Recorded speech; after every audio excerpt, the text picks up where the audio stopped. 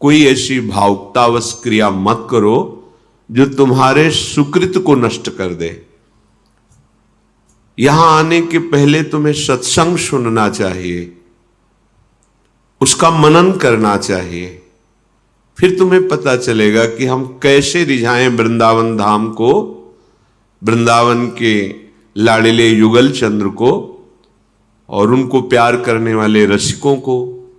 थोड़ा भी मनमानी आचरण अहंकार का बढ़ावा दे सकता है, आपसे ऐसे अपराध करा सकता है जो आपको लगता ही नहीं कि अपराध है। इसलिए सबसे प्रार्थना है कि कोई ऐसी छवि, कोई ऐसा नाम, कोई ऐसी बात, जैसे कल आ रहे थे तो गली में श्रृंगार में लिखा था प्रेम रस, आगे भूल गए कुछ कुंज, प्रेम रस कुंज या प्रेम रस दायनी कुंज, ऐसा जो भी, बिल्कुल नहीं। प्रेम रस ये प्रियाजू का नाम है, चाहे राधा बोलो चाहे प्रेम रस दायनी बोलो। प्रेम रस वाहिनी लिखा था, प्रेम रस वाहिनी, हमें अच्छा नहीं लगा। आप लोग क्या सत्संग सुनते हैं, लिखना जरूरी है। दूसरी बात, जैसे आप मयूर बनाए तो जिस मयूर पंख को हमारे ठाकुर माथे पे धारण करते हैं, अगर उस पे पैर पड़ गया तो हम उपासक हैं, हमारा हृदय दुखित होगा। ऐसी कोई भी कलाकृति जमीन पर, कोई नाम, कोई रूप ऐसा ना लिखिए जिसको देख करके हमारा हृदय दुखी हो। दुखी का मेरे आराध्य देव संबंधी ऐसा नहीं होना चाहिए। आप सुंदर फूल बनाइए, और भी आकृतियां हैं, और सुंदर चौक पूरिए, और जबान से खूब नाम कीर्तन कीजिए, हृदय में रूप बसाइए। इससे आपका लोक परलोक सब मंगल होगा। बाहरी दिखावे की थोड़ी भी बात यहां आपको लाभ नहीं लेने देगी, ध्यान रखना। यहां आप लाभ नहीं ले सकते, और जगह आपको हो सकता है कि भाई यहां नहीं मिल सकता। यहां तो शुद्ध भाव को आप समझो। अगर भाव को नहीं समझ पा रहे हो तो चुपचाप बैठे रहो, सुनो, भाव जागृत हो जाएगा। तो यहां भी और गली में भी जो भी जैसी अच्छा है, बंदनी है, इसी बहाने रात भर जग कर आप वो रचना करते हैं चौक आदि की, तो आपको तो लगता है कि ये शरीर पर साथ में प्रिया प्रीतम होते हैं, उन्हीं का सारा ये स्वागत हो रहा है, उन्हीं की महिमा है। पर उनका नाम, उनका रूप, कोई भी ऐसी बात जो आपके आंतरिक भाव का अपहरण कर ले, ऐसी मत चेष्टा कीजिएगा। चलते हैं। श्रीपाद प्रबोधानंद जी महाराज कह रहे हैं कि तुम कितनी बड़ी गलती कर रहे हो। जानन्नप्यमृतम विहाय गरलम भुंजे स्वयं बंधनम प्यार तीव्रात निबंधनम दृढ़तरम कुर्वे सदृक स्वबंधवत। श्री वृंदाटवी मातरे कमिः मज्जीवातुरस्ते स्वयं यत्त्वं स्नेहमयी विकृस्य जनतां स्वाकं समानेष्यसि। हे भाई, तुम्हें ये समय मिला है अमृत प्राप्ति के लिए और तुम मूढ़तावश विष पी रहे हो। भाव आंतरिक बड़ी कीमती एक एक श्वास है। जब हम राधा राधा बोलते हैं तो हमारी ये श्वास अमर हो जाती है, और जब हम विषय भोगते हैं, विषय चिंतन करते हैं, विषय वार्ता करते हैं, तो हमारी श्वास मर गई। एक श्वास मरी, दूसरी मरी। विष का काम है मारना। राधा, अब ये त्रिकाल में, त्रिभुवन में कभी भी ये श्वास नष्ट नहीं होगी, ये अमर हो गई श्वास। और इसका जो फल है वो सीधे प्रिया प्रीतम है, महासुख है, महाप्रेम है।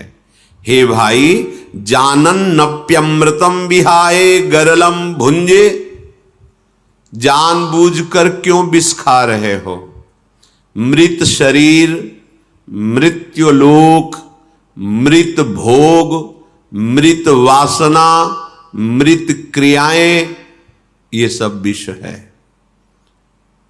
अमृत भाव, अमृत नाम, अमृत रूप, अमृत लीला, ये पान करने के लिए हमें मानव देह मिला, साधु संग मिला, धाम आने को मिला।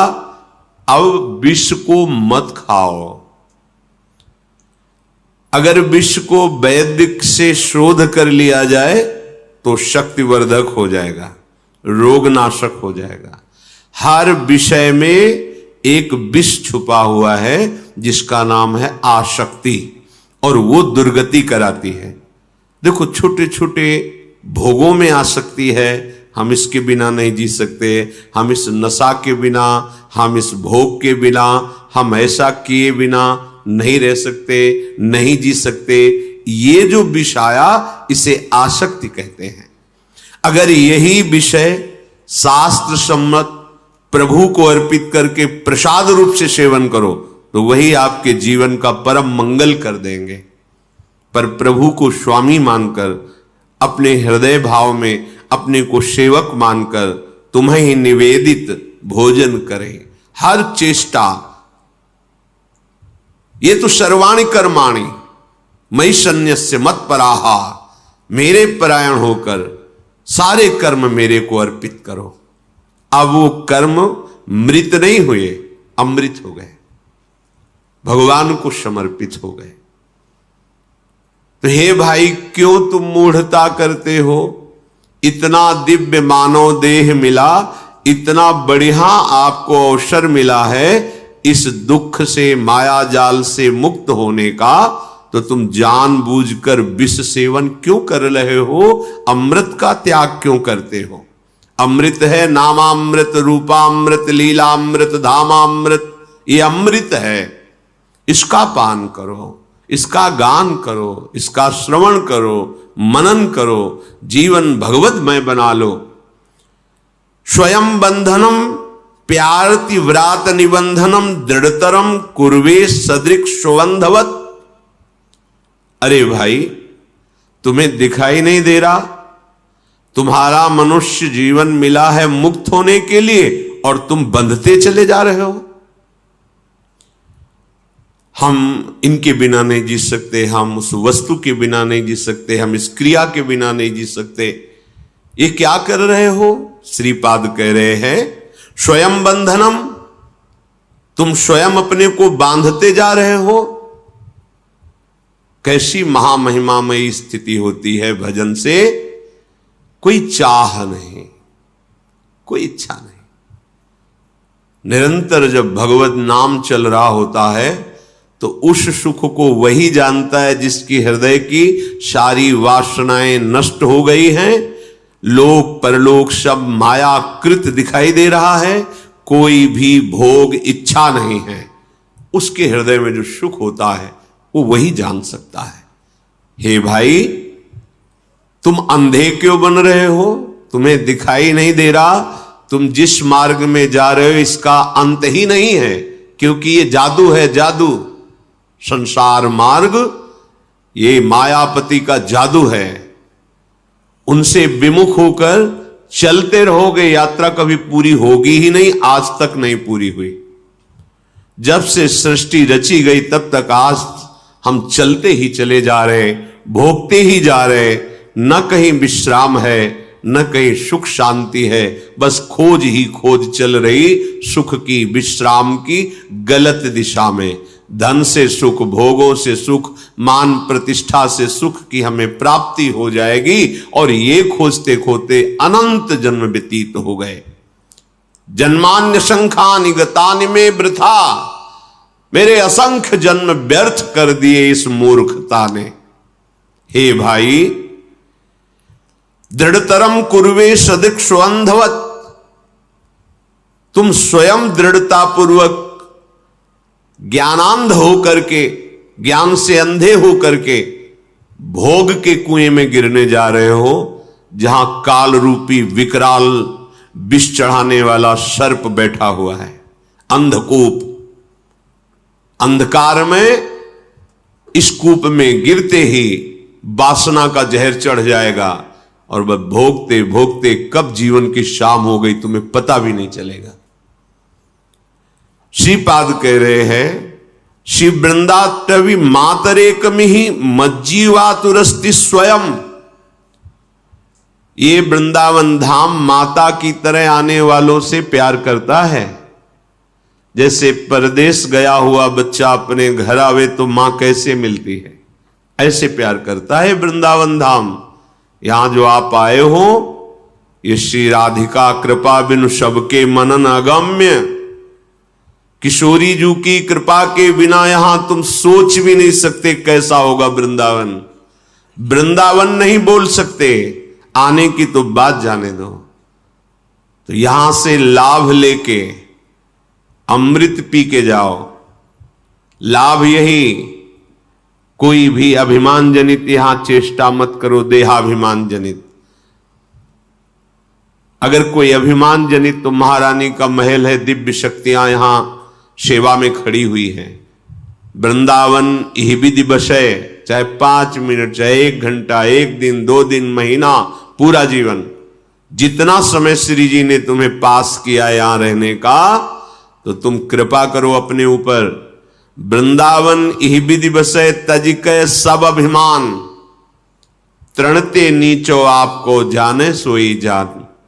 जो अपने को तृण से नीच समझ करके सेवा में संलग्न रहता है, वो वृंदावन की दिव्य महिमा को, प्रिया प्रीतम की प्रेम रस को, प्रिया प्रीतम की गूढ़ रहस्यमयी एकांतिक लीलाओं को वो देख पाता है, समझ पाता है, सेवा में सम्मिलित हो पाता है।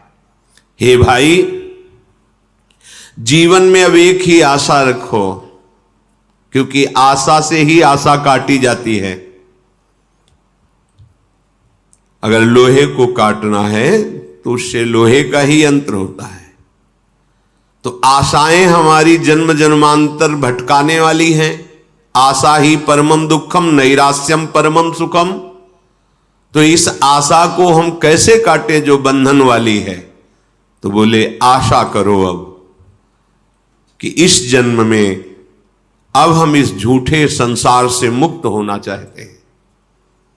हम बहुत जन्म हो गए विषयों का सुख भोगते हुए, खोजते हुए। अब एक बार तो देखना चाहते हैं भगवदानंद किसे कहते हैं। जैसे कि एक बार तो हमको ये भोगने को मिल जाए, एक बार ये पद मिल जाए, एक बार मैं ये बन जाऊं। ये सब हो चुका है।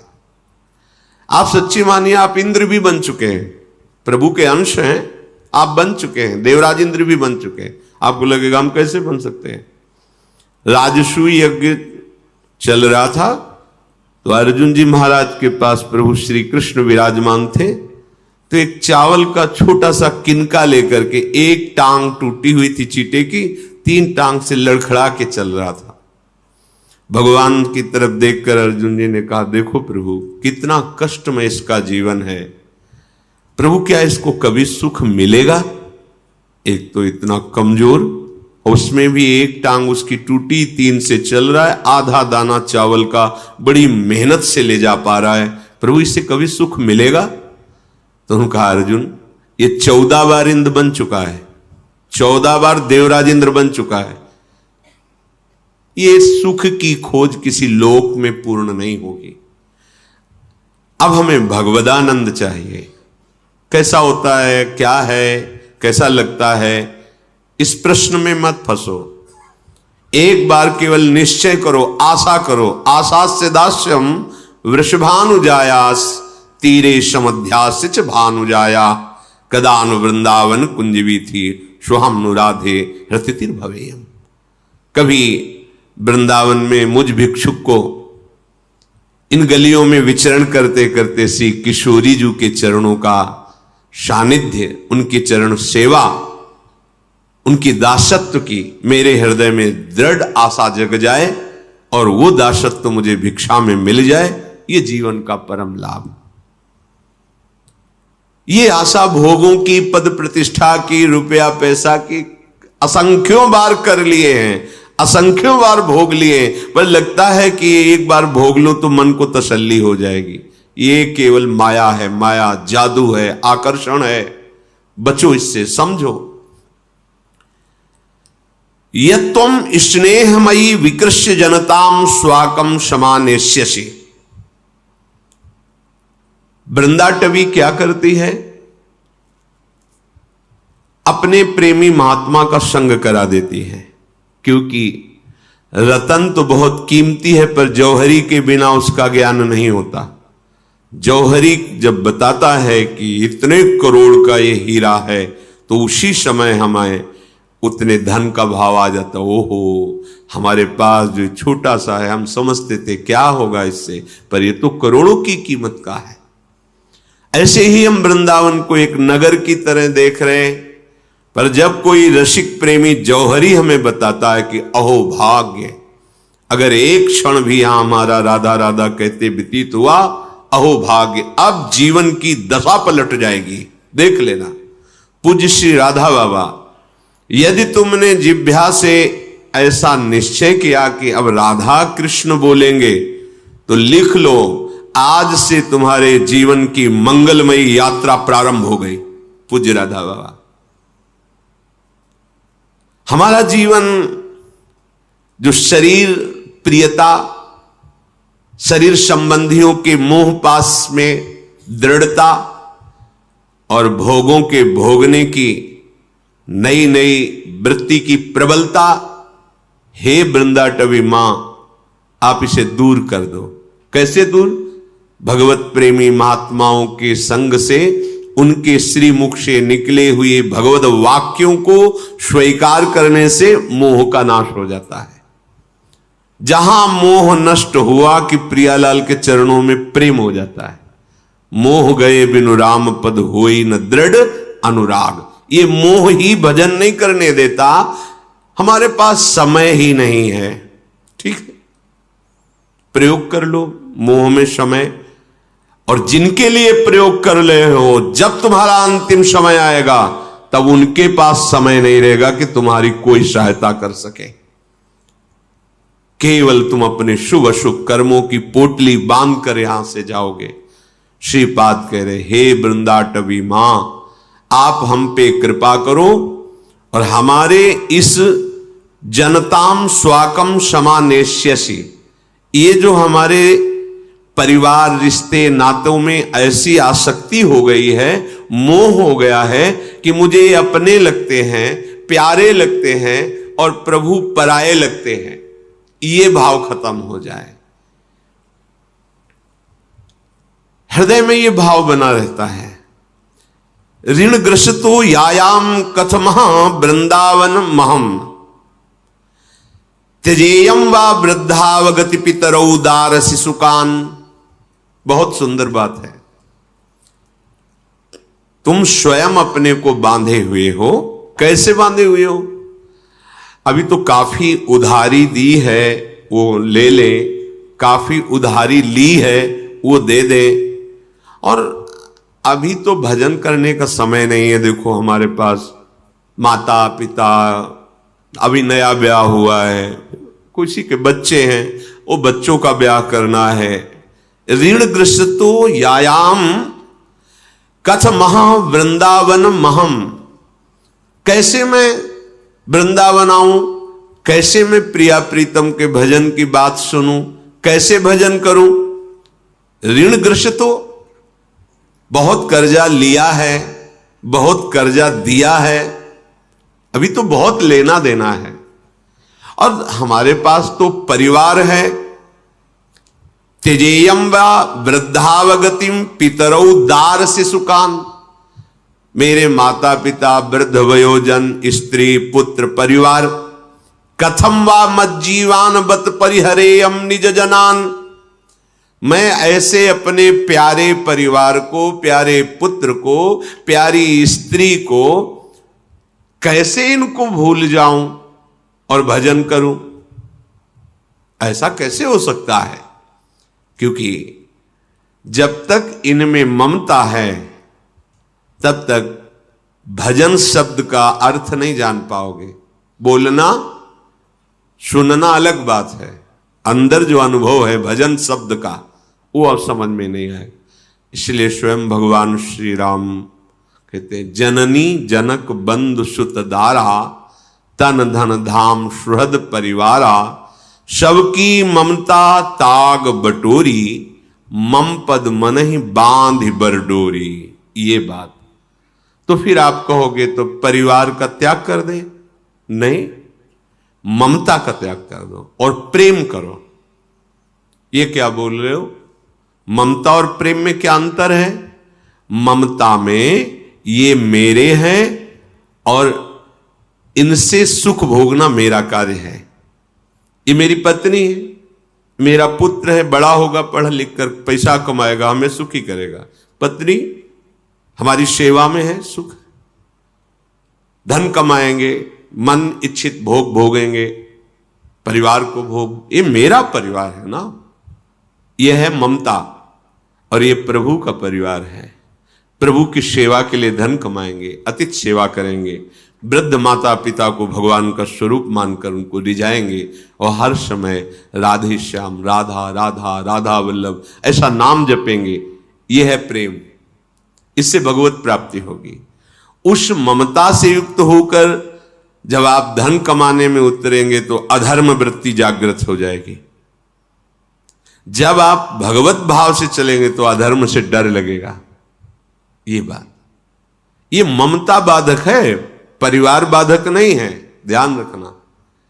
परिवार बाधक नहीं है, ममता बाधक है। कर्म बाधक नहीं है, वासना युक्त अधर्म कर्म बाधक है।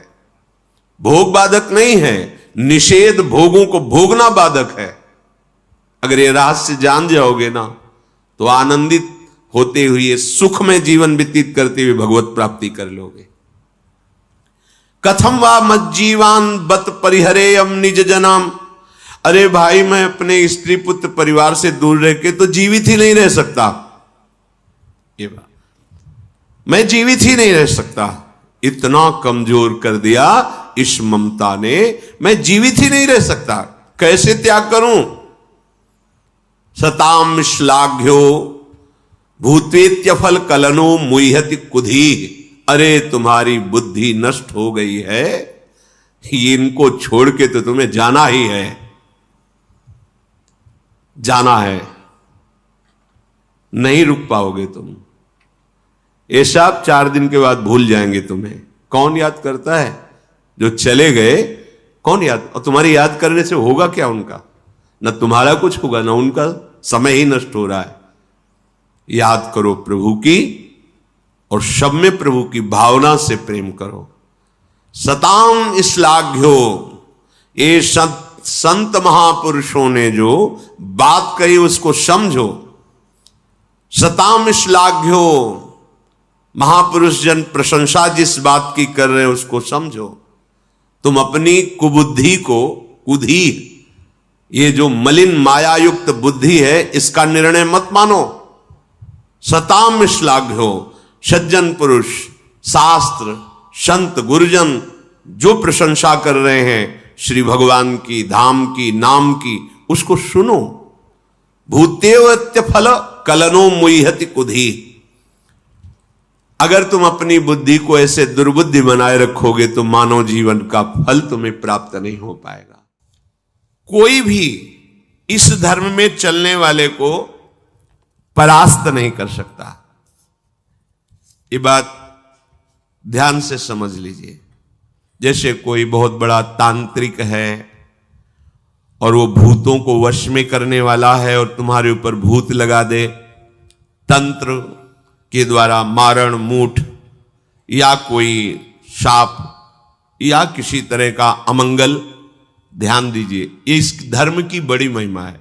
यदि आप भगवद आश्रित हैं, नाम जप कर रहे हैं, तो ना माया का कपट चलेगा, ना किसी का तंत्र तुम्हारे ऊपर चलेगा, ना किसी का कोई मारण मंत्र चलेगा, ना कोई भूतावेश तुम पर आविष्टित कर सकता है, ना किसी भी तरह की कोई विष आदि की।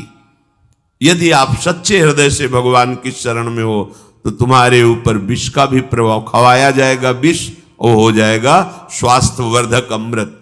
गरल सुधा, गोस्वामी जी कह रहे, रिपु करहि मिताई, गोपद सिंधु अनल शीतलाई। जो भगवान का आश्रित जन होता है उसको विष भी अमृत हो जाता है। अगर उससे दुश्मनी करेगा ना कोई और उसका बुरा चाहेगा, वो जितना कुप्रचार करेगा, निंदा करेगा, उतने उसका यश बढ़ेगा। अगर वो आग लगा देगा तो उसके शरीर में चंदन से भी बढ़कर शीतलता का काम आग करेगी।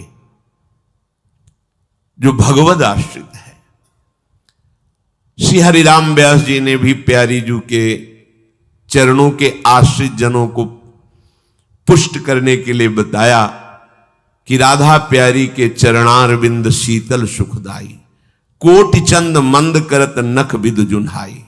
श्री राधा प्यारी के चरणारविंद शीतल सुखदाई।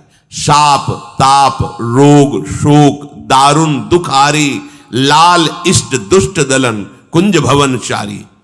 हमारी गोरी भोरी प्रियाजू के गोरे चरणारविंद का जिसने आश्रय ले लिया है, शरणागति ले ली है और राधा राधा नाम जप करता है, तो किसी भी ऋषि का साप उस पर लागू नहीं होगा। हरिराम व्यास जी कह रहे ये विशाखा सखी के अवतार है, कह रहे शाप कोई लागू नहीं होगा उसके ऊपर। ताप दैविक भौतिक ताप उसका स्पर्श नहीं कर सकता। कोई भी पाप उसे अपने अधीन नहीं कर सकता। किसी का भी तंत्र मंत्र उसके ऊपर लागू नहीं हो सकता, क्योंकि ये चरणारविंद लालजू के भी इष्ट है और ये चरणारविंद दुष्टों की दुष्टता का दलन करने वाले और हृदय में प्रेम प्रकाशित करने वाले हैं। कोई भी भयानक से भयानक रोग तुम्हारे शरीर पर हो सकता है, पर वो तुम्हें अधीन नहीं कर पाएगा। शाप ताप रोग शोक, बड़ी से बड़ी हानि होने पर भी तुम्हें शोक स्पर्श नहीं करेगा। प्यारी जू के चरणों का जिसने आश्रय ले लिया है, यह ऐसा परम धर्म है कि इसके आश्रित को कोई भी तंत्र मंत्र मूठ मारण भूत प्रेत पिशाच पिशाचनी कोई भी नहीं स्पर्श नहीं कर सकता। ध्यान रखना।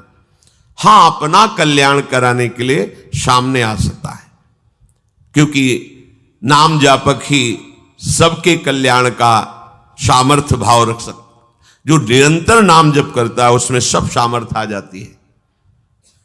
एक बार भाई जी से हनुमान प्रसाद पोद्दार जी समुद्र के किनारे बैठे नाम जप कर रहे थे, तो देखा एक सफेद पोशाक पहने हुए पाग बांधे हुए पारसी वेशभूषा में सामने खड़े हैं। भाई जी ने सदाचार के कारण कहा, बाबूजी क्यों खड़े हो, बैठ जाइए। तो उनका आप बोले तो मेरे में सामर्थ्य है आपसे बात करने की, डरना नहीं आप। भाई जी ने कहा मैं क्यों डरूंगा, आप कोई भयावह थोड़ी लग रहे हैं। बोले लग नहीं रहा, लेकिन भयावह हूं, मैं प्रेत हूं। भाई जी तो कोई बात नहीं। जो भगवत भजन में ये सब कई जगह ऐसा घटना में गंगा किनारे जैसे श्मशान है, ऐसा नहीं कि प्रेत योनि नहीं होती, होती है, पर वो प्रभाव नहीं दिखा सकती। ऐसे प्रत्यक्ष देखा है। भाई जी ने कहा कि तो आप हमारे पास क्यों आए हो? बोले अपना उद्धार कराने के लिए। मुझे गीता कंठस्थ है, बहुत से शास्त्र कंठस्थ हैं, पर कुछ ऐसी मेरे से गलतियां हो गई जिनके परिणाम रूप मुझे प्रेत योनि प्राप्त हुई है। फिर मुझे आंतरिक संकेत हुआ है कि आप हमारा कल्याण कर सकते हो। भाई जी ने कहा तो बड़े आश्चर्य की बात है कि आपको गीता कंठस्थ है और फिर आप प्रेत योनि में। गीता के एक श्लोक बोल दे तो प्रेत तो मुक्त हो जाता है। बोले मुझे से कुछ ऐसे भयानक अपराध हो गए, जैसे गुरुद्रोह है, वैष्णव अपराध, ये बड़े भयानक अपराध होते हैं। जब किसी का पतन होना होता है तो माया यही खेल खिलवाती है, क्योंकि और सब पाप हैं वो दरस परस अगनाश, गुरुजनों के संतों के दर्शनों से ही नष्ट हो जाते हैं। लेकिन संत द्रोह, नाम जापक, वैष्णव द्रोह, गुरु अवज्ञा, गुरुद्रोह, ये भयानक अपराध होते हैं, इनसे दुर्गति हो जाती है। तो अपना कल्याण करने के लिए कोई ऐसा भले नहीं तो किसी भी भक्त के सामने, भगवद आश्रित नाम जापक के सामने किसी का चेटक नहीं चलता है। मथुरा दास जी की भक्ति का प्रभाव, हजारों लोग अनुयायी, हजारों लोग शिष्य बन गए, तो अब वो तांत्रिक था, तंत्र मंत्र का उसे बहुत ज्ञान था। श्री मथुरा दास जी जिस नगर में रहते थे वहां वो जाकर अपना नाटक शुरू किया। उसने सब जगह प्रचार प्रसार किया। मैं गंडकी नदी में 12 वर्ष तक खड़े होकर के तपस्या करके आया हूं, केवल दूध का आहार करता था। उसके प्रभाव से शालिग्राम भगवान हमारे बस में हो गए। और आप सबको मैं दिखा सकता हूं कि शालिग्राम मेरे वश में है।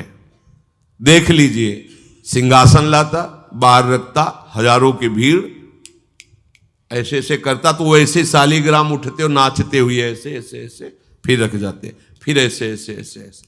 अब तो सबको आश्चर्य हो रहा, जैसे चुटकी बजा रहा है वैसे शालिग्राम की बटिया ऐसे ऐसे ऐसे। लोग, भीड़ कटने लगी, क्योंकि अब जैसे राधा राधा कहो, कोई जंतुर नहीं है, कोई भस्म नहीं है, कोई वादा नहीं है, तो फिर कम वहां तो दिखाई दे रहा ना ऐसे। देखो ये सब तो लगता है ना कि हाँ। अब हमसे पूछो कि हमारे मन में क्या चल रहा है, हमें नहीं पता है। हमें ये देखना है कि हमारे प्रियाजू के मन में क्या चल रहा है। मन मन की रुचि जानिने, मुझे अपनी लाडली की मन की जान के उनकी परिचर्या में रहना है कि तुम्हारे मन की जान के तुम्हारी परिचर्या में रहना है।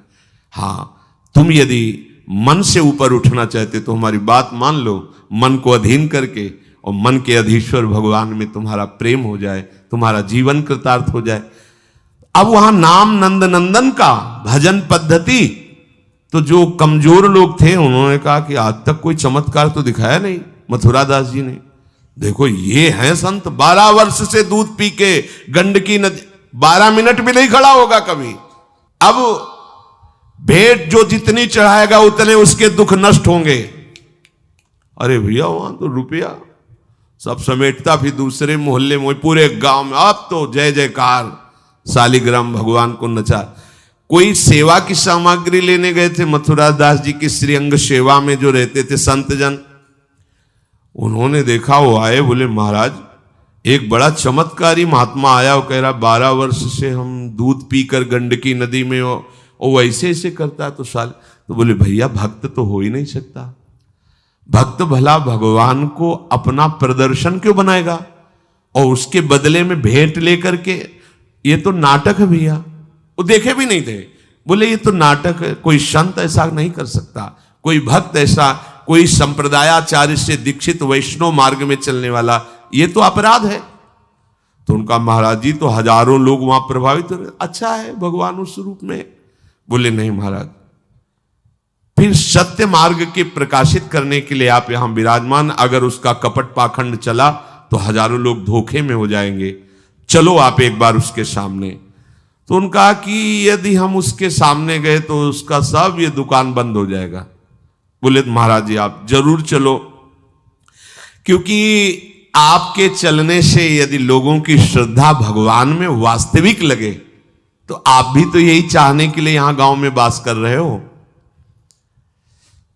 उनको बड़ा दुख हुआ कि एक तो उसको दुख होगा, उसका नाटक बंद होगा, दूसरा कि वो जान क्यों नहीं रहा है जिन भगवान को तुम नचा रहे हो, अगर वास्तविक उनके तुम सेवक बन जाओ तो तुम्हें सब कुछ प्राप्त हो जाएगा। शालिग्राम भगवान श्री हरि ही है, कोई और नहीं है।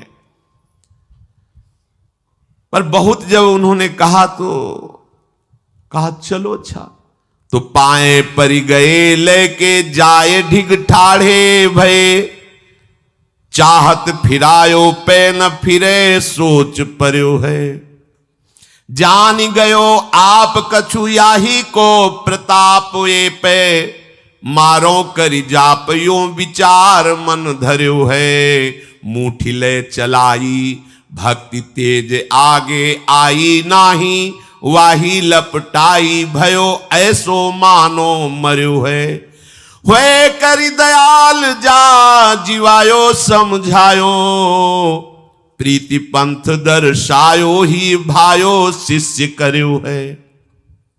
सभी शिष्यों ने चरण पकड़ करके मथुरा दास जी को मनाया कि आप वहां चले। तो आप गए, सादे वस्त्र एकदम सहज स्वरूप साधु का, जाके भीड़ भी इनके साथ है कि भाई मथुरा, उनका भी प्रभाव था, तो बहुत सी भीड़ साथ गई। जाकर के गांव वालों ने कहा कि भैया वो आप जो स्वामी जी दिखाते थे शालिग्राम भगवान का चमत्कार वो दिखाइए, हमारे गुरुजी आए हुए हैं। ये तो उसने जाना था कि महिमावान है तभी तो वो आया था, पर उसको ये पता नहीं था कि हमारा प्रोग्राम इनके सामने नहीं चल पाएगा, क्योंकि भगवान नाम जापक के आगे कोई तंत्र मंत्र, कोई शाप पाप ताप ये सब नहीं, वास्तविक जो भगवत मार्ग में है।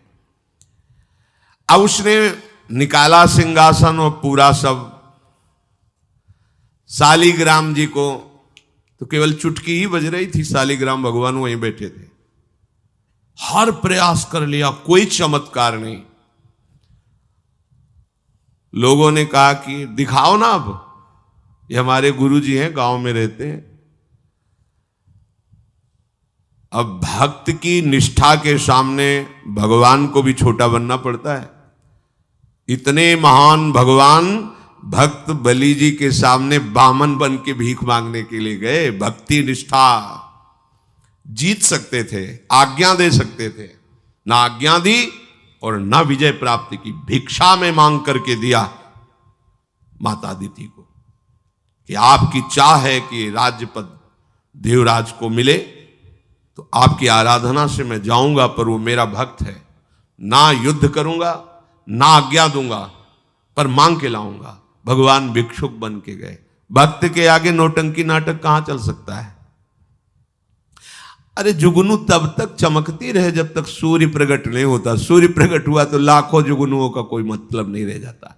नौटंकी नाटक ये साधुता का भेष धर के कितने दिन चलेगा? जिस दिन पोल खुलेगी ना उस दिन सब नष्ट हो जाएगा, सब नष्ट हो जाएगा। लोग परलोक तो पहले ही नष्ट हो चुका था। पाखंड न करे। हम कह रहे हैं तुम्हें धन चाहिए, तुम्हें सम्मान चाहिए, राम राम भजो, कृष्ण कृष्ण भजो, हरि हरि भजो, विश्व नमन करेगा, ईमानदारी से भजो। हमने ऐसे संत भगवान देखे, ककारा नहीं पढ़े, कुछ नहीं जानते, बस एक ओम, दुई ओम, तीन ओम, चार ओम ऐसे जपते, और लोग न्यौछावर थे, सीधे सरल ओम ओम, राम राम, कृष्ण कृष्ण, साफ सिद्ध। कबीरदास जी जैसे वहां पर राम राम राम राम। श्री स्वामी सत्संगानंद जी महाराज बक्सर, बस इतने। जब कोई बेटा राम राम, ऐसे लगते थे कि मतलब इनको पी जाएं, अपने हृदय में रख ले। इतने दुलारे वयोवृद्ध थे, ऐसा सुंदर रूप, ऐसी कोमलता, ऐसा आकर्षण, राम राम राम राम। अरे प्रभु के नाम में क्या नाटक करने की जरूरत क्या है? पाखंड कर। प्रभु महालक्ष्मी पति हो, तुम्हें लक्ष्मी ही चाहिए तो वो सब दे देंगे। काहे को नाटक करे? काहे को किसी को भ्रम में डाले? तुम भ्रम में हो, दूसरे, अरे भैया तुम राम राम जपो, कृष्ण कृष्ण जपो, तुम्हारा मंगल इसी, बस इसी में मंगल होगा, दूसरा मंगल कर ही नहीं सकता। अब उनके प्रभाव से उनका कुछ नहीं हुआ। अब तो लोग कहने लगे दिखाओ ना, इसका मतलब तुम नाटक कर रहे थे। अब सबके सामने उसका मान नष्ट हुआ, उसका सब तंत्र बेकार हो गया। कुछ लोगों ने कहा पकड़ो और मारो इसको, पीटो, बहुत नाटक करके रुपया कमा लिया, सब छीन लो, धन छीन लो। किसी ने कहा मार पीट के इससे न्यायाधीश के पुलिस डिपार्टमेंट को दो। ये मथुरा दास जी ने सबसे कहा देखो अगर हमको लाए हो तो हमारी बात मानो, इनको किसी भी तरह का कष्ट मत दो, कोई भी बंधन नहीं। और उनसे कहा भैया आप जिसका नाटक कर रहे हो ना, अगर सत्यता से इसे मान लो तो जिन लोगों ने रुपए चढ़ाए ये बहुत थोड़े हैं, वो तुम्हें निहाल कर देगा। सत्यता से भजन करो, ये काहे को नाटक करते हो? इतना कह के वो चले गए। पर उसको समझ में नहीं आया। उसने कहा अच्छा तुम अपनी दिखा दी, अब मेरी देखना। सबके बीच में कहा तुमने अपनी दिखा दी, अब मेरी। मूर्ख को समझ में नहीं आता। उसने कहा ठीक है तुमने दिखा दिया, अब कल सुबह तक तुम देखना कि मैं तुम्हारा क्या करता हूं। क्योंकि उसे मारण का प्रयोग आता था। अब ये क्रोध उत्पन्न हो जाए तो राक्षस बना देता है, और क्रोध उत्पन्न होता है कामना से, और उसकी कामना सब नष्ट हो गई ना, सब किया कराया सब माटी हो गया, क्योंकि लाखों लोग प्रभावित हो रहे थे। अब वो क्रोध के वशीभूत होकर तामसी जप करने लगा। तामसी जप होता है विनाशकारी। अपवित्र सिद्धियां उसके पास थी। पवित्र सिद्धियां भी होती है जो दूसरों का मंगल करती हैं, अपवित्र सिद्धियां होती हैं जो दूसरों का नाश करती हैं। उसने मारण विद्या का अनुष्ठान किया, जिसे देहाती भाषा में मूठ कहते हैं। आज मैं इस अभिचार से उस महात्मा का सर्वनाश कर दूंगा। भूल भूल भारी भूल। जो साधु की मीच तक है वो उसी मीच से मरता है, ये तो समझ में ही नहीं आया। सरस्वती जी को देवता और ब्रह्मा जी सब प्रार्थना कर रहे हैं कि अयोध्या वासियों की बुद्धि तो बदल दी, वापस गए। भरत जी आ रहे हैं, इनकी बुद्धि बदल दो, नहीं भरत जो कहेंगे वही राम करेंगे। तो दिमाग पलट गया है भरत की बुद्धि। अरे प्रभु का इशारा था इसलिए अयोध्या वासियों की बुद्धि बदल दी। भरत जी के विषय में सोचोगे भी तो नष्ट हो जाओगे। महाप्रेमी भरत के विषय में सोचना ही तुम्हारे लिए अमंगल हो जाएगा। और हम क्या, करोड़ों सरस्वती भी हो तो भरत की भाव भरी भक्ति में बाधा नहीं पहुंचा सकती। अब उसने प्रारंभ किया बैठ करके आसन में मूठ का। एक खप्पर जैसी आकृति प्रकट होती है और उसमें जाजुल्यमान तेज होता है, और वो जहां जाएगा तो जिसके पास जाना है वहीं शुरू हो जाएगा उसका खून पोकना, नीचे से शौच द्वार से मुंह से खून की उल्टी आना, उसके पहुंचते पहुंचते, और जहां पहुंची तो वो नष्ट हो जाएगा, मर जाएगा और वापस चली जाएगी। वहां जाके प्रमाण देगी कि हम काम कर रही हैं। वहां भक्तों ने देखा कि एक खप्पर में आग जलती हुई राउंड राउंड ऐसे गोला होता, तो जाके कहा मथुरा दास जी ये उसकी चलाई हुई मूठ है, तुम कुछ परेशान मत हो, यहां कुटिया की डेहरी में भी प्रवेश नहीं करेगी। अब वो आकर के मारण बस वहां घूम रहा है। मथुरा दास जी निकल के आए, हाथ जोड़ा, क्योंकि सब मंत्र सब सिद्धियां भगवान की तो ना, चाहे पवित्र हो या अपवित्र हो, तो उन्होंने कहा तुम सर्वज्ञ भगवान की ही शक्ति से संपन्न हो, तुम जानती हो कि हमारा कोई अपराध है क्या? अगर अपराध है तो हम बाहर निकल के आते हैं, आप हमें नष्ट कर दो। यदि अपराध नहीं है तो जिसके द्वारा किया गया उसको दंड दो। तुरंत मूठ वापस हुई, कोई मंत्र मंत्र नहीं पड़ा, तुरंत वो मारण वापस हुआ। उधर शुरू हो गया उसका खून, नीचे से ऊपर से, जैसा इनके जैसे काशी नरेश को जब पौंड्रक राजा के साथ भगवान ने उद्धार किया तो उसके लड़के का नाम था सुदक्षिण। वो पंडितों से विला बोला ऐसा मारण प्रयोग कर सकते हो कि द्वारिका को मैं द्वारिकाधीश नष्ट कर दे। मंत्र में ताकत होती पर उनको ये पता नहीं था जिससे मंत्र प्रकट हुए भला उन पर कैसे प्रभाव चले। उन्होंने कहा हाँ, तो उनका भारी दक्षिणा देंगे। तो काशी में अनुष्ठान शुरू हो गया और प्रकट हुई कृत्या। ऐसा नहीं, मंत्रों में ताकत होती है। पर भगवान शिव ने प्रकट होकर कहा था कि जो ब्राह्मण भक्त नहीं है, जो ऋषि भक्त नहीं, उसी पर ये मारण का प्रयोग काम करेगा, अन्यथा नहीं। तो भगवान का नाम ही नमो ब्रह्मणे देवाय गो ब्राह्मण हिताय च। अब मारण कृत्यारूप रखकर द्वारिका को जलाने के लिए गई। द्वारिकावासी भागे, भगवान से कहा, भगवान ने सुदर्शन जी को आज्ञा किया करो हिसाब। भगाते हुए कृत्या को ले गई तो कृत्या ने पहले उन ब्राह्मणों को मारा, सुदक्षिण को मारा, फिर सुदर्शन ने कृत्या को नष्ट किया और पूरी काशी में आग लगा दी। ये भागवत में वर्णन है। भगवत भक्त या प्रभु के ऊपर कोई मारण चलेगा क्या?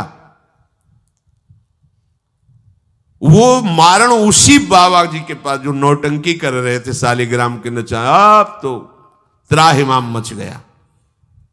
वो संत भगवान गए क्योंकि पता था कि बचेगा नहीं, मंत्र का प्रयोग है। गए और भगवान नाम उच्चारण किया, कृष्ण कृष्ण कृष्ण। नंद नंदन के उपासक थे और मूठ से कहा शांत हो जाओ। भक्त की आज्ञा का पालन हर मंत्र करेगा क्योंकि मंत्राधिष्ठात्र भगवान का दास है। शांत हो गई मूठ और उनसे कहा भैया देखा, तुम्हारा ही मंत्र तुम्हारे को अभी मार देता, अब सुधर जाओ। मतलब मृत्यु दशा को प्राप्त हो गए थे। संतों के हृदय में बदला लेने की कहीं कोई वृत्ति नहीं होती। संत कभी नाराज होते हैं तो उसमें मूल देख लेना आप विचार करके। आप जब अपना अमंगल करना अपना, तब वो आपसे नाराज होंगे। अगर आप उनका कोई कष्ट, वो नाराज नहीं होंगे, वो सह जाएंगे और आपका मंगल मनाएंगे। जब आप अमंगल अपना कर, तब वो डांटते हैं। अगर आप वो ये देख लें कि आप प्रहार कर रहे हो, तो फिर वो नहीं, फिर तो तुम्हारा मंगल मनाएंगे, आप उनको मारो, कभी डांटेंगे नहीं। बड़ा कोमल चित्त संतों का होता है। संतों के हृदय को केवल संत ही जान सकते हैं।